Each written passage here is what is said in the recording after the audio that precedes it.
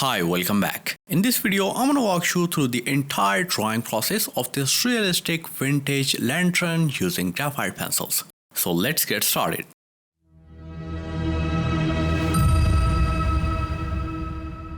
As always, these are the art supplies I'm going to use for this drawing, and you can pause the video right here to note them down. I'm using this premium 350 GSM paper by Grupo Cordinos, which was imported from Belgium. And the drawing portion area is 11 x 17 inches. But the surface of this drawing paper is quite similar to the ordinary chart paper or any other smooth surface drawing paper or Bristol pad. So you can use whichever is available. As always, I'm masking the edges of my drawing paper using a masking tape to avoid spilling of graphite over the borders. I drew the outline using grid method, and you can find the detailed step-by-step process from making the grid to outlining on my Patreon profile. Link is in the description. Okay, so let's start the shading process, and first of all, I'm adding a background using an HP graphite powder. I'm picking up the graphite using my bigger size draw brush and tapping it all over the drawing. And now using the circular motions to spread it a bit over the paper so that it gets easy later on to achieve a smooth layer. Okay, so now let's blend it, and I'm using a soft tissue paper for this purpose. When the base layer is done, start moving your hand in back and forth motions only to the areas which are looking a bit patchy. But make sure to keep the pressure low so that you can achieve a smooth and blended look.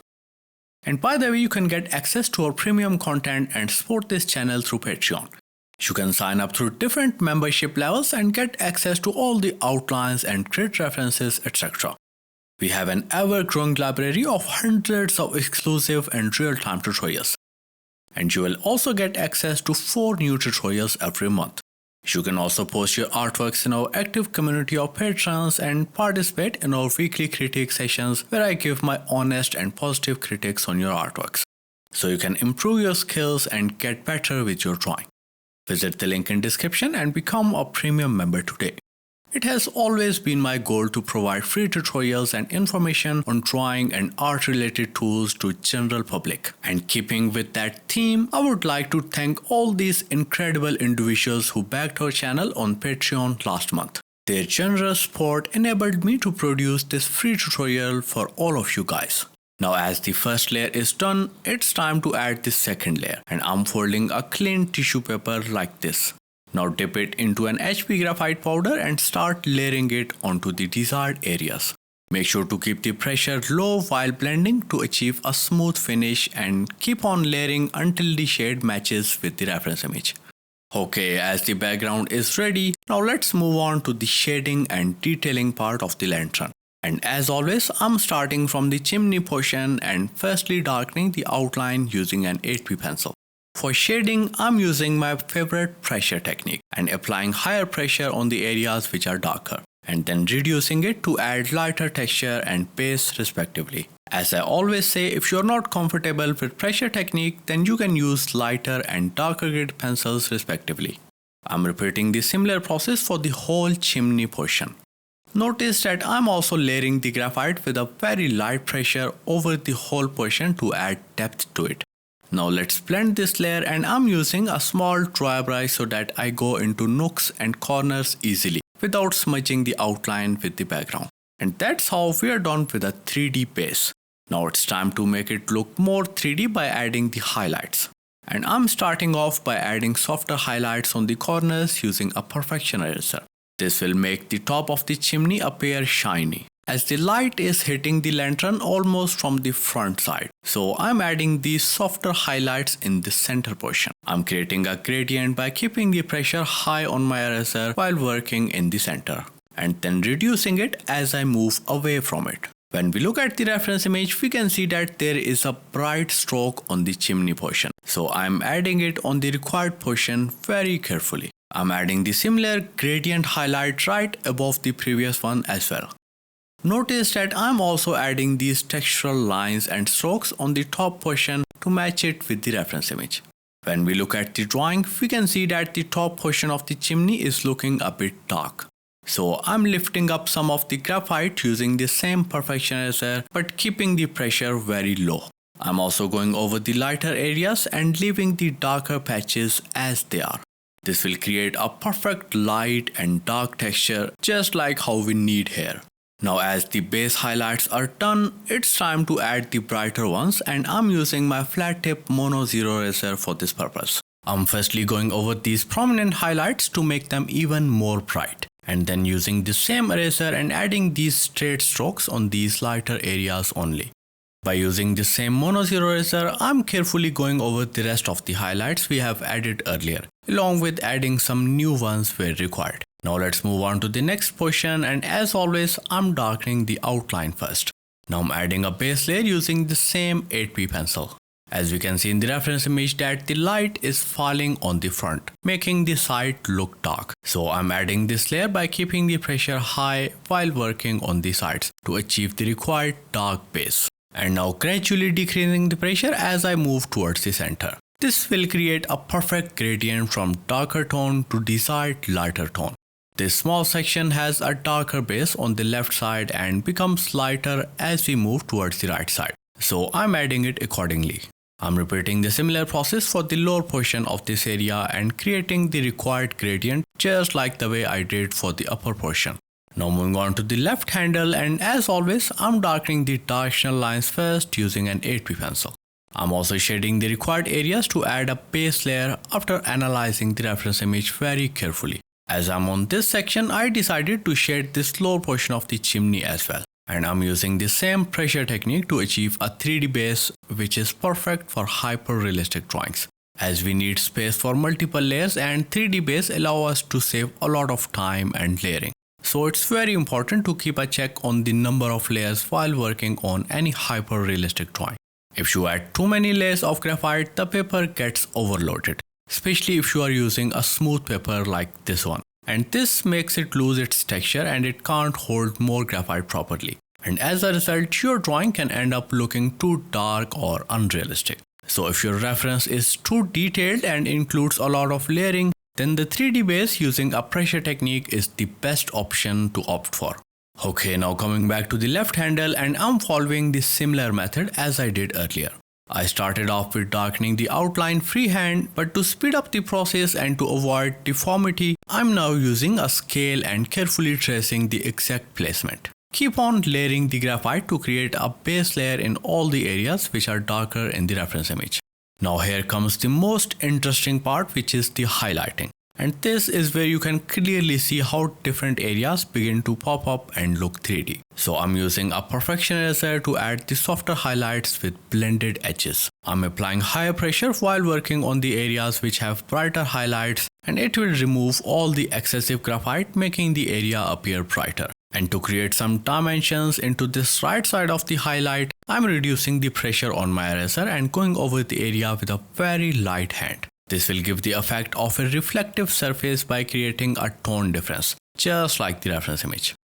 I'm carefully moving my hand back and forth in small motions to remove the excessive graphite from these areas. While adding highlights, I noticed that I forgot to darken the outline from this top portion of the left handle. So I'm darkening it right now using an 8B pencil. Coming back to the highlighting process, and now it's time to add the brighter ones. And I'm using my sharp tip Mono Zero Eraser. I'm going in the center of the highlight band we have just added earlier to create a bright center. Notice that I'm using the sharp edge of the eraser and adding this small horizontal stroke right beside the darker edge to make it appear shiny and 3D. Make sure to clean the tip of your eraser more frequently to remove the excessive graphite buildup by rubbing it on any rough surface or a scraper. You can also rub it on a masking tape just like the way I'm doing here. Now to make the edge of the upper portion shiny, I'm adding this very thin stroke along the dark outline, just like this. I'm also fine-tuning some of the highlights using the same Mono Zero Eraser, and these intricate strokes will make them pop up even more. Now let's move on to the next portion, and the outline from this section is looking a bit dull. So I'm firstly darkening it until I achieve the desired depth. And now let's clean the excessive graphite and add the highlights. And I'm using my Mono Zero Eraser for this purpose. I'm moving my hand back and forth while maintaining a higher pressure to remove all the graphite. And you can see how bright this section has started to look. As we move towards this left side, I'm gradually decreasing the pressure and adding this blended highlight to create a perfect gradient. Moving on to the next portion, and I'm repeating the similar process of highlighting just like the way I did previously. For the handles, I've created a flat tip by rubbing the mono eraser on a masking tape, and now carefully going over the lighter areas and adding these strokes. Notice that I'm keeping the pressure high on my eraser as highlights are very bright. And also keep on rotating your eraser while adding this sharp highlight to increase its effectiveness. And clean the tip when all the clean edges are used. I accidentally added the highlighted stroke over the lid portion as well. So I'm firstly creating a separation between these two highlights parallel to each other by adding a darker stroke in between them using a 6B pencil. And then tone down these brighter highlights using a small size dry brush. Now adjust the lid portion by defining the outline and then lightly shading the highlighted portion using the same 6B pencil. Okay, so coming back to the handle, and now it's time to add the softer or blended highlights. And as always, I'm using my Perfection Eraser. I'm carefully picking up the excessive graphite by moving my hand back and forth, and it will create a highlight which has softer edge. Now to define the left edge of this highlight, I'm carefully going along it using my flat tip mono zero eraser, and it will create a proper bright edge of the highlight just like the way we needed here. Moving on to the lower portion of the chimney, and I'm repeating the similar process of highlighting as I did for the upper portion. This lower portion has some small round holes, so I'm adding these small curved strokes using my flat tip mono zero eraser. And look how this small highlight has made them look shiny and realistic. I'm further fine-tuning them using my electric eraser and adding highlights very carefully. Keep on relating to the reference image and add the softer and brighter highlights accordingly. And don't forget to add the softer highlights and texture, as they will give the effect of dents in the required portion. Now let's make this left edge shiny, and I'm adding this crisp highlight stroke using my mono zero eraser. Notice that this metal part is looking a bit rusty in the reference image. So I'm mimicking such a pattern using my Perfection Eraser. I'm keeping the pressure very low on my eraser as I want a soft and blended texture. Now to fine tune it and add some bright intricate details, I'm switching my eraser with a flat tip mono zero eraser. And this bright stroke right beside the darker ones give the whole area a realistic effect in just a few seconds. Moving on to this lower portion of the chimney, and the texture here is almost similar to that of the highlights and texture we have added earlier. So I'm following similar steps and creating the required texture. Okay, so let's move on to the glass portion, and as always I'm darkening the outline first using my 8B pencil. Notice that in between the darkening process I'm leaving very thin space on some wires, and this will help us in adding bright highlights over them effectively. For the reflection of the light in glass, I'm reducing the pressure on my pencil and adding these strokes with a very light hand. Now let's move on to the burner portion, and I'm darkening the outline first, and then we will add 3D base layer using the same 8B pencil. When the darker base layer is done, it's time to add some depth in the glass portion, and for that I'm using my HB graphite powder.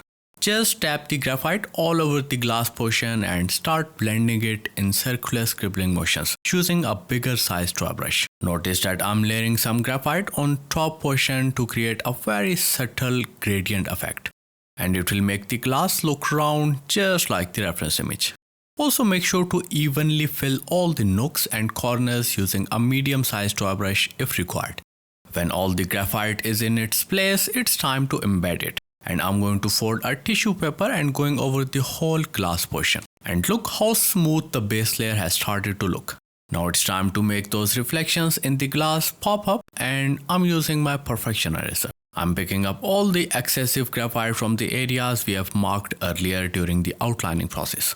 Beside the rectangular shapes, I'm also adding these vertical lines and strokes to mimic the reflection on the glass. Now it's time to incorporate some softer highlights and texture as well. And I'm reducing the pressure on my eraser and moving my hand mostly in circular motions. This will add soft highlights just like the way we need here. Now the base of the highlights is ready, and now let's make it pop up even more. And I'm using my mono zero eraser. I'm carefully going over all the areas and they already started to look bright. But make sure to clean the tip more oftenly as graphite tends to stick to the eraser tip and reduces its effectiveness. I'm also adding these thin strokes along the wire to make them look more 3D, as the lighter stroke right beside the darker ones make them appear more prominent, just like the reference image. Now to create harmony between all the added layers, I'm lightly blending them using my tissue paper. Make sure you are using a very light to no pressure as we just want the edges to blend a little bit. More pressure will cause all the details to smudge together and look dull.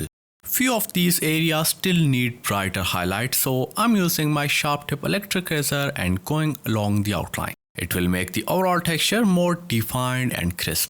The Vise look dull after all the shading and blending process, so I'm again filling them with my 8B pencil. I'm applying higher pressure while working on the Vise that are in front to achieve the required depth. For the Vise that are peeking from the reflection, I'm switching towards my 2H pencil and lightly shading them to achieve required darkness.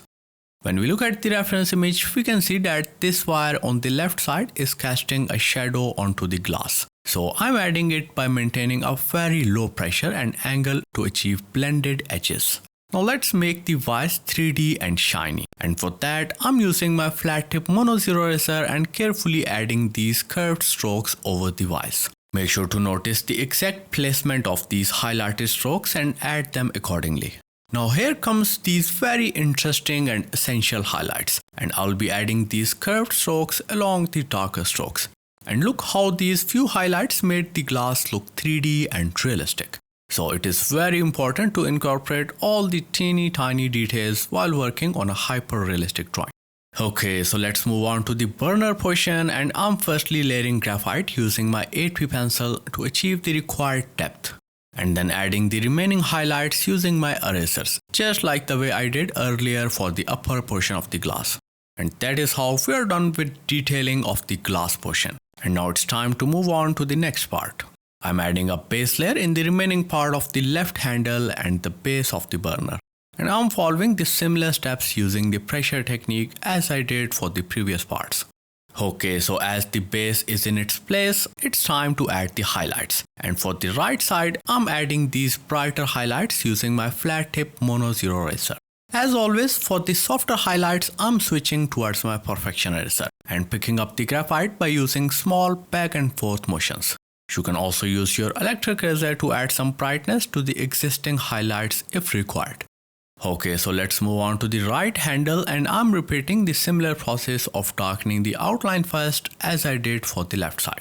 While adding a base layer, keep the pressure technique in mind if you are using only the higher grade pencil. You can increase the pressure while working on the darker areas and then gradually decrease it for the lighter ones, creating a perfect gradient.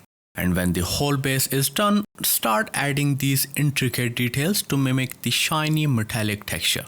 If some highlights are looking too wide, then you can adjust them by adding darker lines right beside the brighter ones to make them look more crisp. But make sure to use a very sharp tip pencil as we will be adding very thin strokes. Okay, so let's move on to the last part, and that is the base portion.